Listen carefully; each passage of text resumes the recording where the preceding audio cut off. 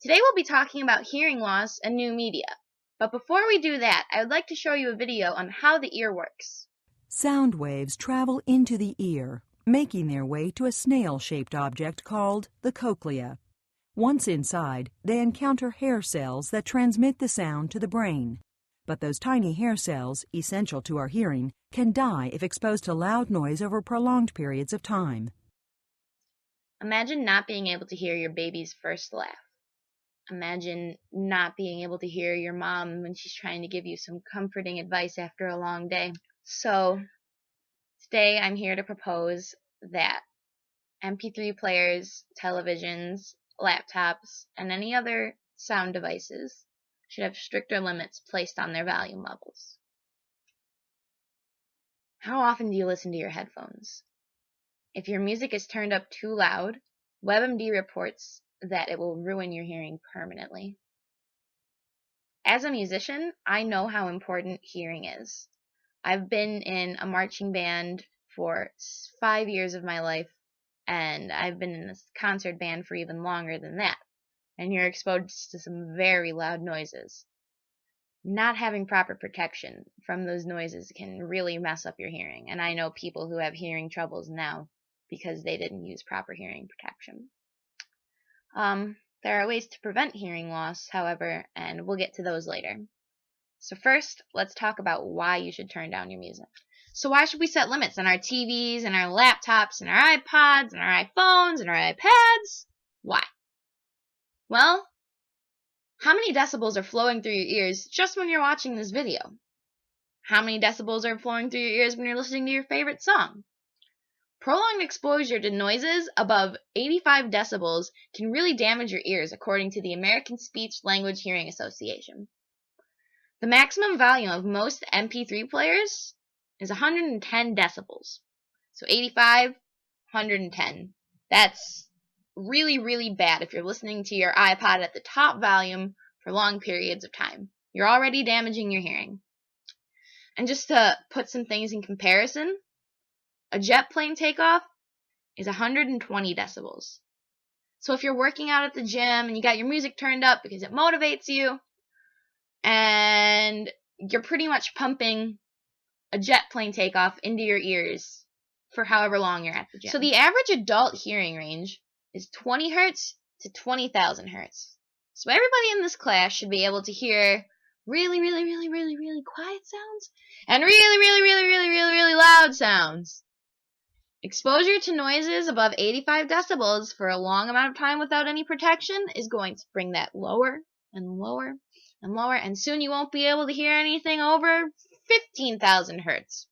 And then you miss out on a whole spectrum of audio. So you can test actually how well your hearing is, your hearing range that is, there are videos on YouTube, and they play that, that annoying mosquito sound that people play in class, and they think they're clever because the teacher can't hear it, but everyone else in the room can hear it because it's within their hearing range. They have videos of that on YouTube that go the whole spectrum from 20 hertz to 20,000 hertz. So if you're interested to see where your hearing lies on that scale, you can go look that up. The National Institute on Deafness and Other Communication Disorders says that 26 million Americans ages 20 through 69 have noise-induced hearing loss. So, that noise-induced hearing loss comes from music and not wearing proper protection for your ears. If you're, say, in a band like I am, or if you're in a club, or if you're at the factory, or if you're in your car and you just turn the music way up. And the Center for Disease Control reports that 40% of young adults with hearing loss report that they experience at least one limitation. So, how can you tell if your music is too loud? Well, the American Tinnitus Association says that ringing sounds after exposure to loud noises, or like sort of a dead sound around you, I think it's hard to explain, but we've all had that feeling once we take out our headphones and we're listening to music really loud and it's like, whoa, everything sounds so quiet out here.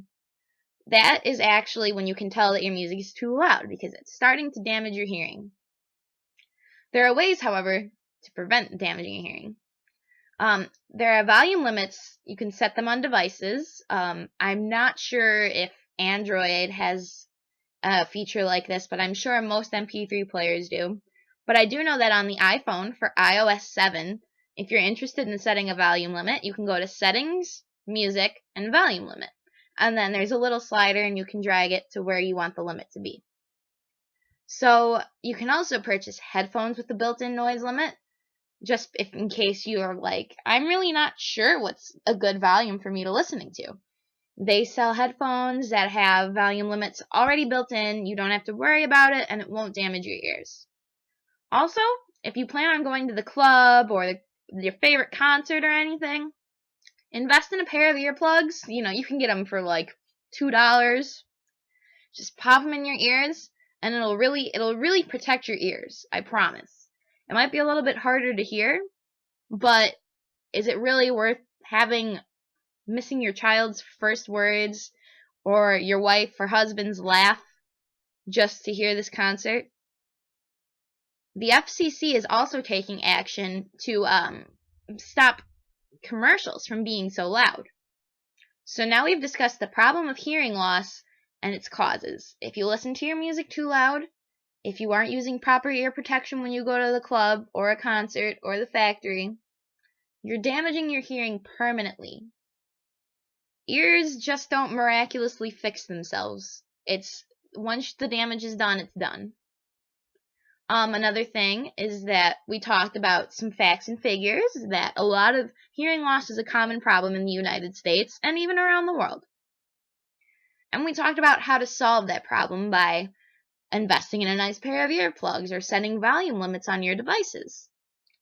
Now that we've done that, I hope I've convinced you that we should set stricter limits on our MP3 players and our televisions and our laptops regarding volume.